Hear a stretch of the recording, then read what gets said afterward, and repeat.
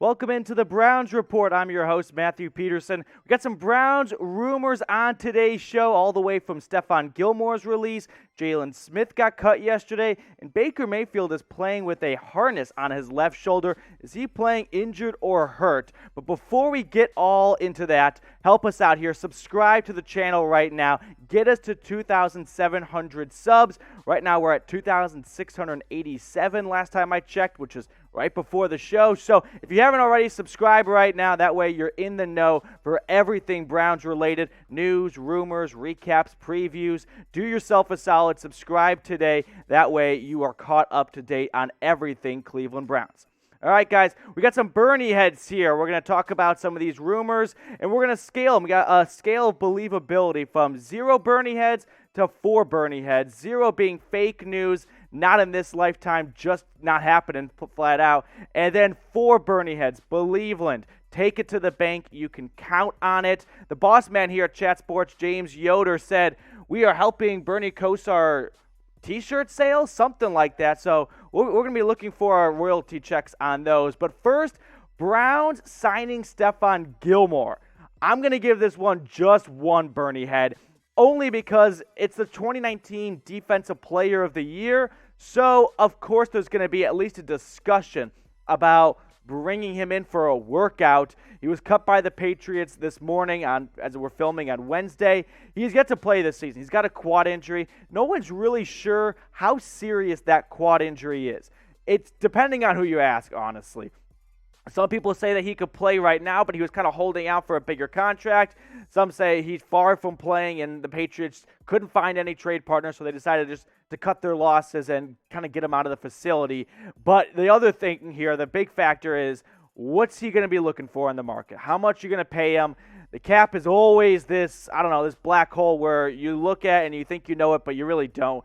But Jason over the cap, he thinks he's got an idea of how it works. So he says if we assume that Gilmore wants $15 million, that would prorate out to $10 million for the balance of this season. If that is indeed the number, you probably would need $2.64 million in cap room to make that work.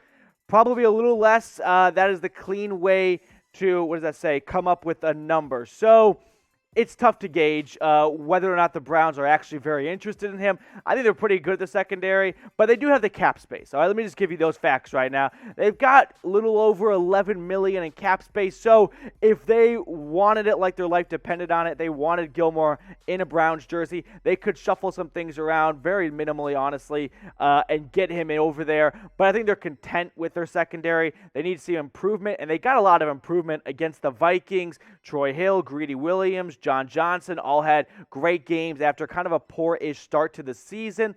So I just don't see it happening. And honestly, a big factor is why it's 1 Bernie head is I think Gilmore is already on a plane to Tampa Bay right now. He's probably going to go reunite with Tom Brady. That Bucs secondary is pretty beat up. It just seems like a match made in heaven. But let me know. You guys can be the GM here. Be Andrew Berry. Should the Browns sign Stephon Gilmore? Y for yes, N for no.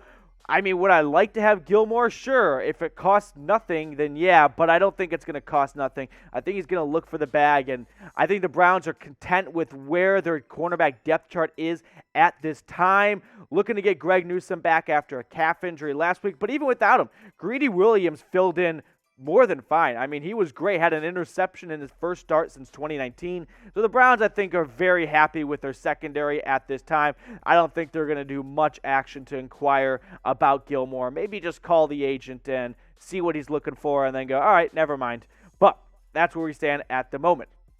Guys, speaking of the Browns here in the secondary, how about you make some money on the Browns because they've been covering machines all season, covered 2 points against the Vikings last week. I bet they can do it maybe even this week. But before that, make sure you go ahead and get hooked up with BetUS. All right, use the link at the bottom of your screen, chatsports.com/bet. Promo code Browns125. BetUS, not only do they have a great deposit bonus for you at 125%, they've also got a great deal going on here. You want a Nick Chubb jersey?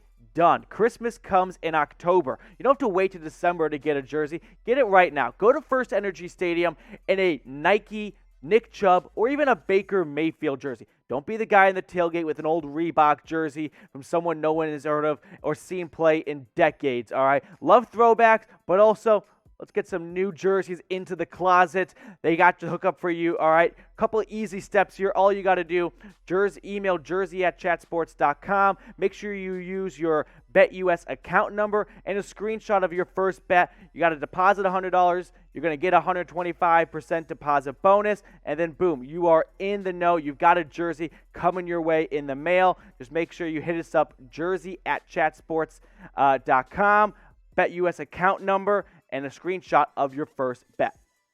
All right, next rumor here. Cleveland signing Jaylon Smith after the Cowboys cut him. Fake news. Jaylon is ancient. He makes dinosaurs look young the way he runs around the field. I just don't see how this would make any sense for the Browns. The Cowboys moved on from him last night.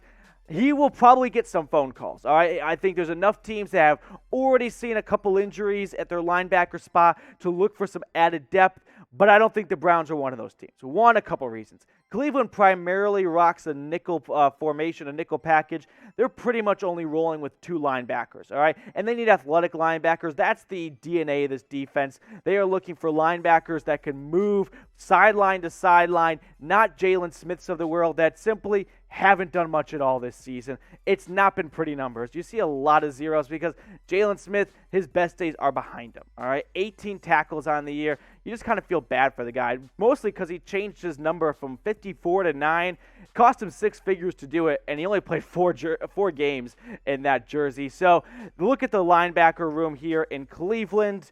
One name you're not going to see at the bottom, by the way, Elijah Lee got released from the Browns earlier this week. Maybe Anthony Walker is coming off IR after going on it after the first week of the season.